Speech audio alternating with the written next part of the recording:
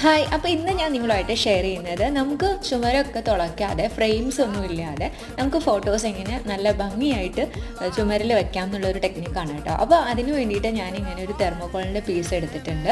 എന്നിട്ട് അതിൻ്റെ മുകളിൽ ഞാൻ ഉണ്ണിയെ ഞങ്ങൾ രണ്ടുപേരും കുളിപ്പിക്കുന്ന ഒരു വയസ്സൊക്കെ തികഞ്ഞതിന് മുന്നേ അവനെ കുളിപ്പിക്കുന്ന ഒരു ഫോട്ടോസൊക്കെ എടുത്തു വെച്ചിട്ടുണ്ടായിരുന്നു. അപ്പോൾ ആ ഒരു ഫോട്ടോസൊക്കെ പ്രിൻ്റ് ഔട്ട് എടുത്തിട്ട് ഞാനൊരു സെല്ലോ ടേപ്പ് വെച്ചിട്ട് ഈ ഒരു തെർമോക്കോളിൻ്റെ ഈ പീസിൽ ഒട്ടിച്ച് വെച്ചിട്ടുണ്ട്. ഇനി അതിന് ശേഷം നമ്മൾ നല്ല സ്പോഞ്ച് യൂസ് ചെയ്തിട്ട് ഞാനൊരു അക്രിലിക് പെയിൻറ്റ്, ബ്ലാക്കാണ് യൂസ് ചെയ്യുന്നത്.